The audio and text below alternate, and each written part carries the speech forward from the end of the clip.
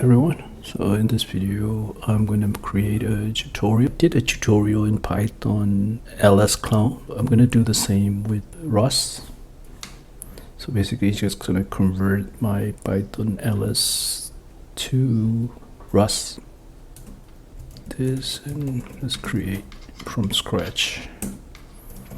Let's call it a T1 tutorial 1, and let's name it my ls.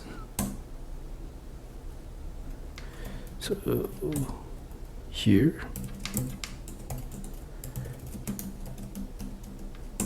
we need dependencies for this tutorial. Walk dir and the version. I'm going to use the latest version 2.4. Main file. I'm going to use the standard environment. I'm going to use the walk dir.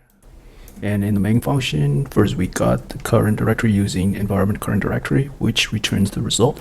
And we store this path in a current directory variable. And walk directory new current directory dot clone. The clone method is used to create a clone of the current directory path, because walk dir new takes ownership of the path. So for each entry in the iteration, we unwrap it to get the directory entry type, and directory entry dir entry represents a file or the directory in the directory tree. Okay, so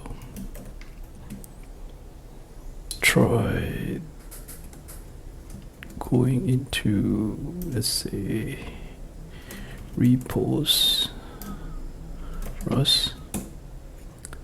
See, this is a problem. So problem with this code, our example, it only prints the directory it's in.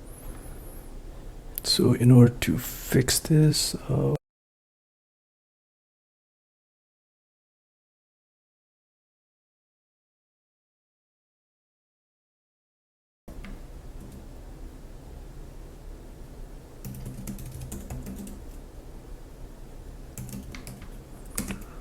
let's rebuild with cargo build.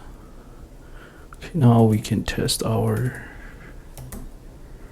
my ls target debug my ls. So, okay, now let's do repos Rust. Okay, so now it's we can give argument in a CLI. That's it.